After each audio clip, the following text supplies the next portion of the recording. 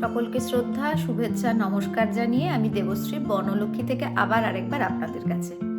আশা করি আপনারা সকলে খুব ভালো আছেন, আমরাও ভালো আছি। তো আজকে সকালবেলা হঠাৎ করেই একটা দারুণ খবর পেয়েছি।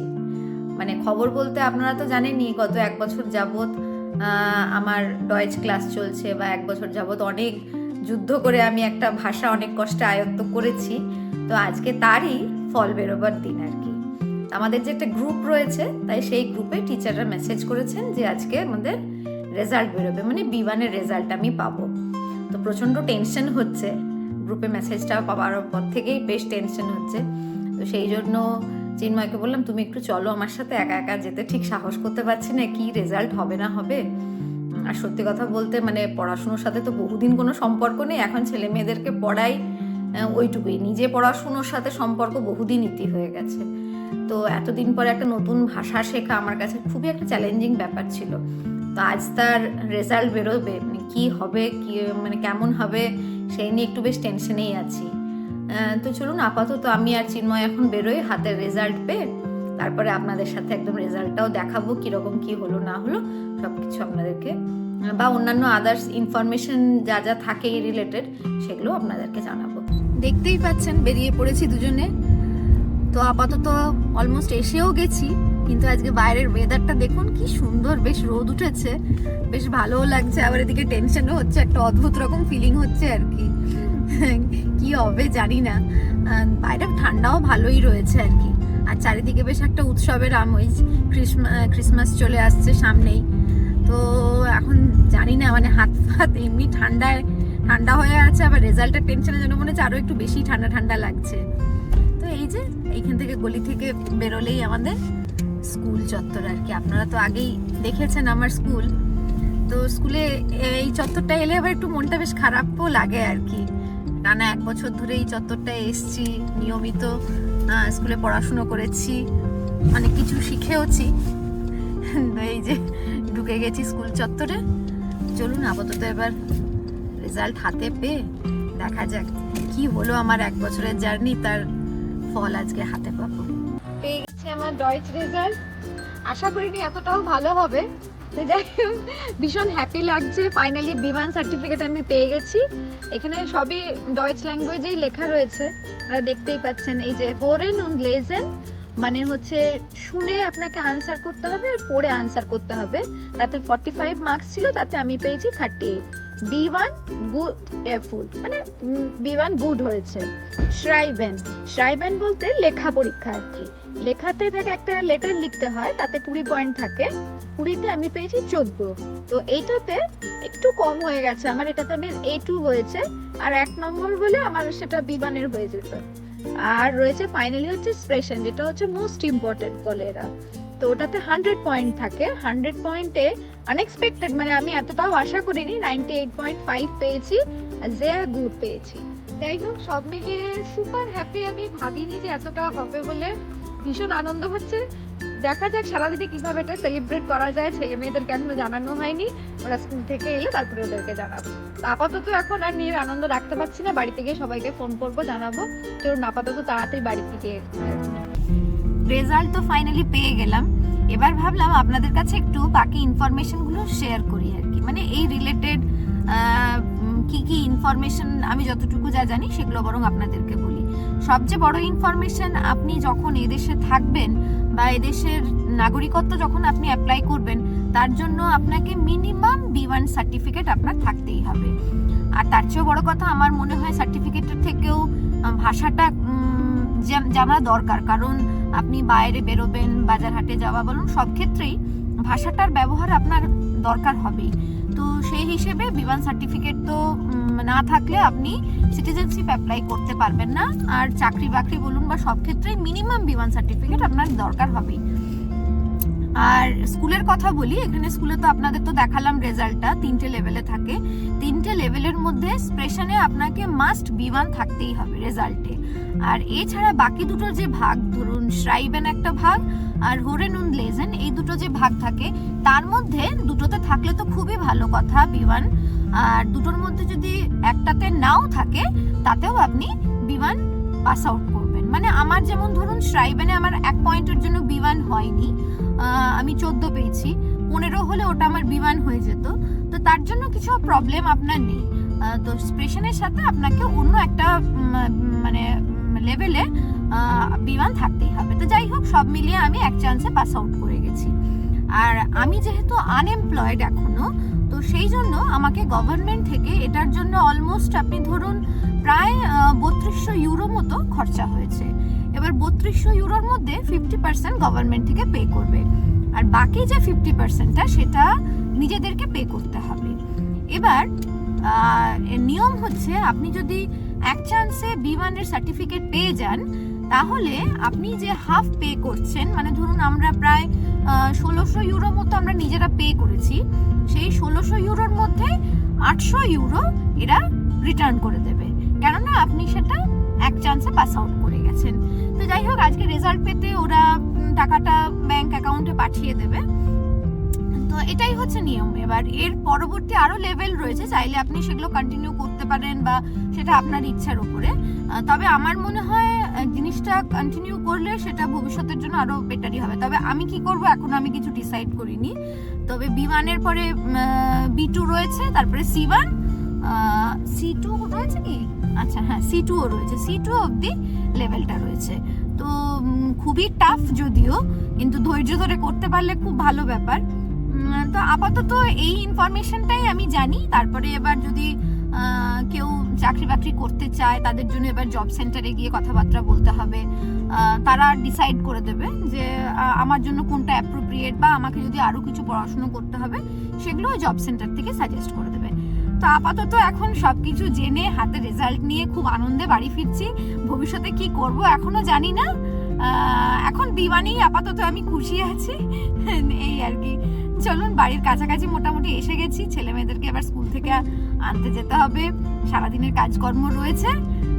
আপনাদের তো বললামই যে একটু সেলিব্রেট করব, তাই ভাবলাম চিকেন ছাড়া তো আর সেলিব্রেশন হয় না। কিন্তু বাড়িতে এসে দেখি ফ্রিজে চিকেন নেই, সেই জন্য সঙ্গে সঙ্গে চিন্ময়কে বললাম যে তুমি প্লিজ একটু দোকান যাও, একটু চিকেন এনে দাও। গরম গরম চিকেনের ঝোল আর ভাত রান্না করবো, টুকটাক কিছু ভাজা, একটু চাটনি। অলরেডি ঘড়ির কাঁটায় 12টা বাজে, বিশেষ খুব কিছু করতে পারবো না। আর এই গরমে, এই গরম বলছি ঠান্ডাতে, গরম গরম চিকেনের ঝোল ভাত তো অমৃত সমান মনে হবে। ওই যে এসে গেছে মনে হয়। চলুন, চিকেন নিয়ে চলে এসছে, দেখা যাক।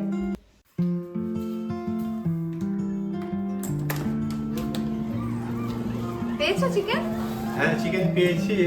বাহ। আর দেখো এই যে কি কিন্ডারগার্টেনের যে প্রিন্সিপাল, ওনার সাথে দেখা হলো, আগে কথা বলছিলাম ওনার সাথে। তো ক্রিসমাসে গিফট দিয়েছেন উনি। বাহ, এটা তো ওনারা প্রতি বছরই দেন, খুব ভালো লাগে জানেন তো। এখানে এদের মানে ক্রিসমাস সেলিব্রেশনে যেহেতু আমরা একদম সামনেই থাকি, তো ওনারা প্রতি বছরই কিছু না কিছু গিফট। তারপরে শ্রীদাত্রী যেহেতু এই স্কুলে পড়াশুনো করেছে, তো সেই জন্য ওনারা প্রতি বছরই কিছু না কিছু গিফট দিয়ে যান। আমরাও অবশ্য দিই। তো চলুন আপাতত আগে দেখা যাক কি দিয়ে গেছে। চলুন প্রথমে দেখি ওরা কি দিয়ে গেল। কি সুন্দর প্যাকিং করে দিয়েছে দেখুন না, এই যে সুন্দর ব্যাগ একটা। আচ্ছা, এই যে ওদের স্কুলে প্রোগ্রাম হবে, স্কুলে নয় মানে স্কুলের পাশেই যে চার্চটা থাকে সেখানে প্রোগ্রাম হবে, তার জন্য ইনভিটেশন দিয়ে গেছে। আর এই যে দেখুন কি সুন্দর, এটা হাতে বানানো ক্যান্ডেল, এই যে লাল রঙের ক্যান্ডেল আর ক্যান্ডেল স্ট্যান্ড। এই ক্রিসমাসের এই ট্রিটাই হচ্ছে ক্যান্ডেল স্ট্যান্ড। কি সুন্দর দেখুন জিনিসগুলো। আর তার সঙ্গে দিয়েছে একটা বই, আর এটাও একটা মনে হয় ইনভিটেশন কার্ডই রয়েছে, এটা খুলে দেখতে হবে।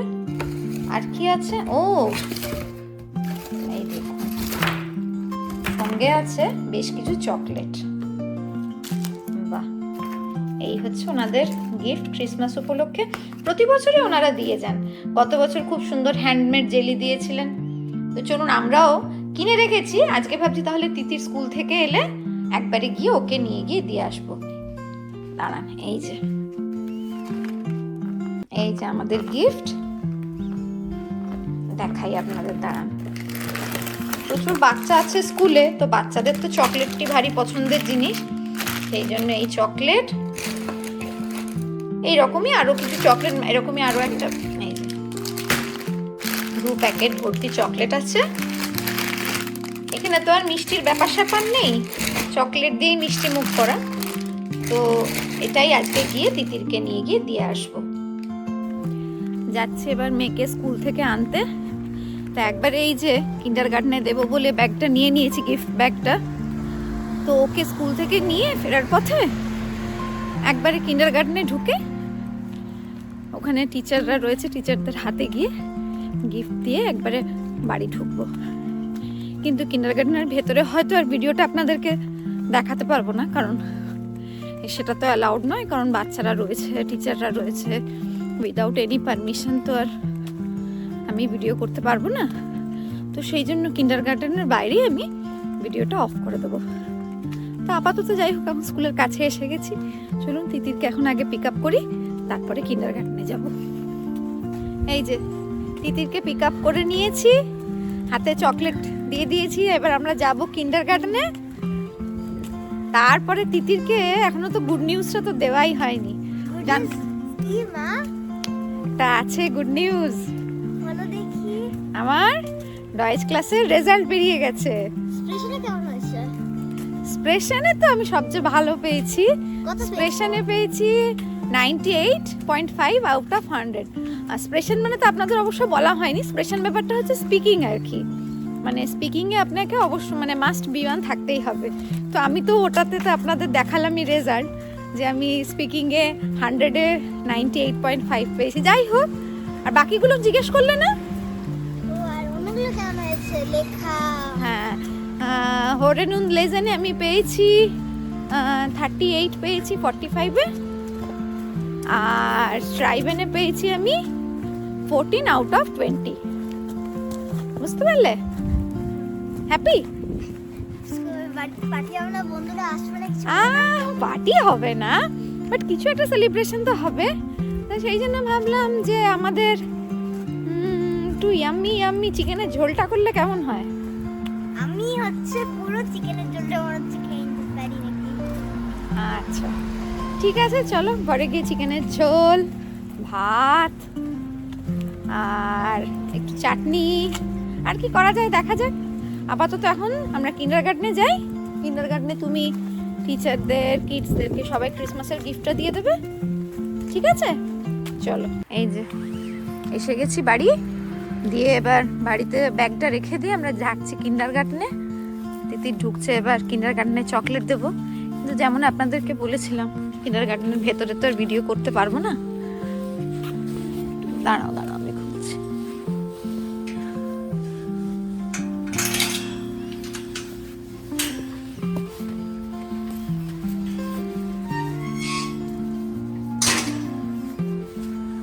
চলুন আপাতত এখন ভেতরে ঢুকি, পরে আবার দেখা হবে আপনাদের সাথে। হ্যাঁ, কি বলছো, আজকে স্পোর্টস হয়নি? আচ্ছা আচ্ছা, দেওয়া হয়ে গেছে তো চকলেট? আচ্ছা আচ্ছা, নাও ব্যাগটা ধরো, এবার গেট খুলি।